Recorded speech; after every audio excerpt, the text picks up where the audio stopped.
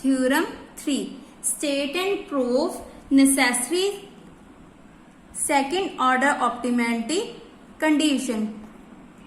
Previous video में हमने first order necessary optimality condition की थी। अगर आपने ये वीडियो नहीं देखी है तो डिस्क्रिप्शन में प्लेलिस्ट का लिंक गिवन है, आप वहां से देख सकते हैं। Theorem number 2। This theorem is most important theorem for 16 marks और ये थ्योरम आपको स्टेट एंड प्रूफ आएगी।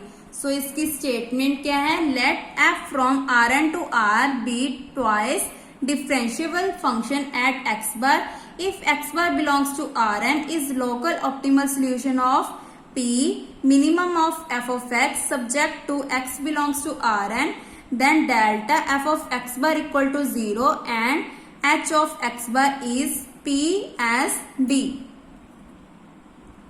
यहाँ पे P as D का मतलब क्या है? Positive semi defined.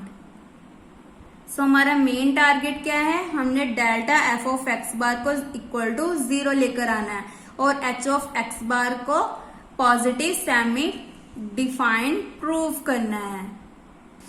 पीछे भी हमारी यही कंडीशन थी, इसमें एक और कंडीशन ऐड होगी जो हमारी ये है, H of x bar is P S D. Now हमारा गिवन क्या है? हमें एफ क्या हमारा twice differentiable at X bar है, तो हमने डेफिनेशन लगा दी delta F of x bar equal to 0। ये हमारी कौन सी कंडीशन है? By using first order necessary optimality condition. तो आपने यहाँ पे सिंपली इसका रिजल्ट लिख देना है। नेक्स्ट में क्या करेंगे? हमने प्रूफ करना है, we are to show that delta h of x bar is P S D on R n. आपने यहाँ पे क्या करना है? इस जो first order necessary and optimality condition है उसकी पूरी स्टेटमेंट यहाँ पे आपने रीजन बनाकर लिख देनी है। इसके साथ आपकी जो थ्योरम की लेंथ है वो इंक्रीज हो जाएगी। अगर आपके पास पेपर में टाइम है तो आपने यहाँ पे इसको प्रूफ कर देना है, क्योंकि ये थ्योरम आपको 16 मार्क्स में आएगी।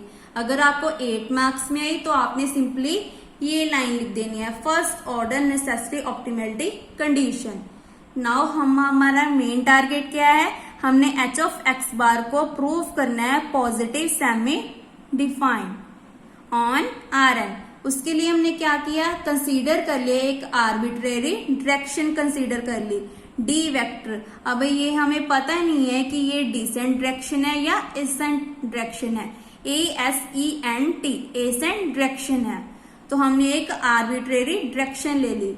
देन उसके बाद हमने क्या किया? एफ इज ट्वाइस डिफरेंशिएबल है, कौन से पॉइंट पे? एक्स बार पे।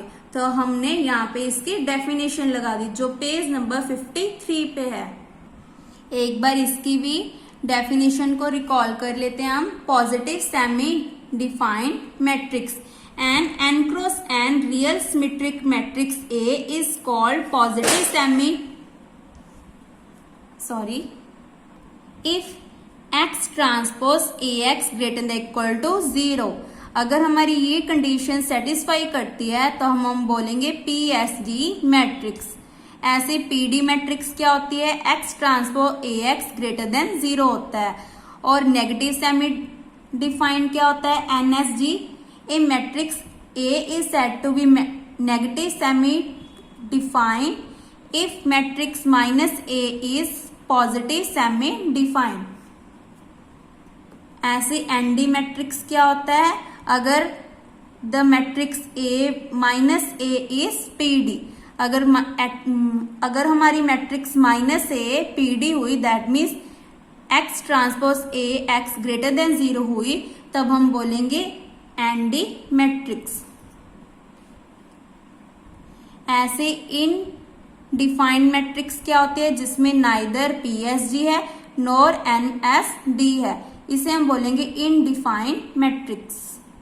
नाउ ट्वाइस डिफरेंशिएबल की डेफिनेशन क्या है? F of x bar plus lambda x is equal to f of x bar plus lambda delta F of x bar transpose x plus 1/2 lambda square x transpose H of x bar x plus lambda square norm of x square alpha x bar comma lambda x.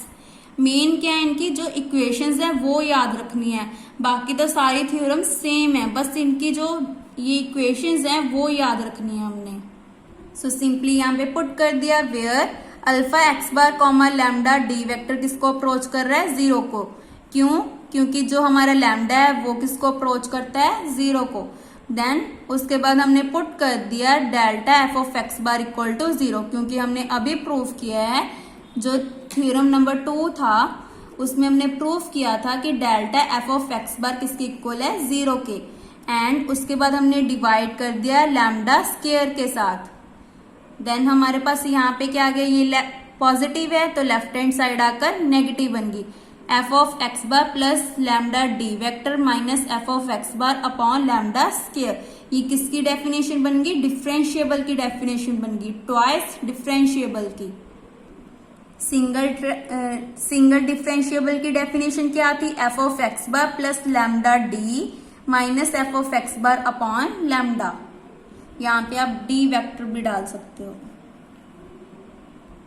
Then उसके बाद हमारी ये term क्या आ गई, zero, simply हमने put कर दी, और ये term as it is 1/2 d vector transform h of x bar d vector plus ये टर्म एज इट इज, और एच हमारा क्या चले गया, नीचे चल गया, लैम्डा स्क्वायर, क्योंकि ये कॉमन आ गया था तो हमने नीचे ले आए।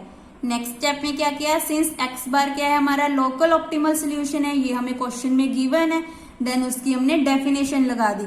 इसमें एक नेबरहुड एप्सिलॉन एग्जिस्ट करेगा जो एप्सिलॉन ग्रेटर देन 0 होगा, और एक्स किसको बिलोंग करेगा, हमारा नेबरहुड को, एन एप्सिलॉन एक्स बार। तो हमारी कंडीशन क्या होती है, f of x bar less than equal to f of x है, जो हमने डेफिनेशन में भी की थी। तो सिंपली यहाँ पे यूज कर ली। ये भी हमें पता है कि ये किसको अप्रोच कर रहा है, जीरो को, as lambda approach to zero, therefore there exist delta greater than zero such that ये पूरी टर्म हमारी किसको अप्रोच करेगी, जीरो को। Also for lambda greater than zero sufficiently small X bar plus lambda D vector belongs to N epsilon X bar. तो हमारी जो ये दोनों कंडीशंस हैं उसको हमने इसमें इक्वेशन 2 में यूज कर लिया। तो सिंपली आप बोल सकते हो कि x को रिप्लेस कर दिया x बार प्लस लैम्डा डी वेक्टर में। तो सिंपली यहाँ पे x की जगह हमने पुट कर दिया। देन यहाँ पे हमारी कंडीशन क्या बन गई, f of x bar plus lambda D vector minus f of x bar greater than equal to 0 आ गया।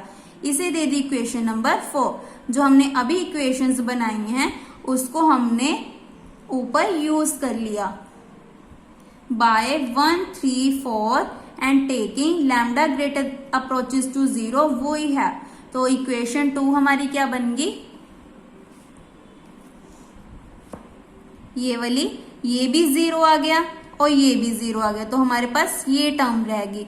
और ये किससे बड़ी है, ग्रेटर देन इक्वल टू 0 है, क्योंकि हमने जो फोर्थ कंडीशन है वो यूज की है। तो हमारे पास आ गया 1/2 d vector transform h of x bar d vector greater than equal to 0 आ गया। हमने equation number 1, equation number 3 and equation number 4 को यूज किया है कहाँ पे, इक्वेशन नंबर 1 में। और इक्वेशन नंबर 2 को हमने कहाँ पे यूज किया है, यहाँ पे इक्वेशन नंबर 4 में। x को रिप्लेस कर दिया हमने x बार प्लस लैम्डा डी वेक्टर में। देन ये हमारा पॉजिटिव है तो राइट हैंड साइड आकर नेगेटिव बन गया, तो ये बन गया हमारा ग्रेटर देन इक्वल टू 0। तो सिंपली यहाँ पे हमने यूज कर लिया। 2 हमारा कांस्टेंट है तो राइट हैंड साइड आकर 0 बन गया। तो हमारी कंडीशन क्या बन गई, d vector transform h of x bar d vector greater than equal to 0। ये मैंने अभी बताया, ये किसकी डेफिनेशन थी, पॉजिटिव सेमी डिफाइन की। तो यही हमने प्रूफ करना था। कंडीशन क्या थी हमारी,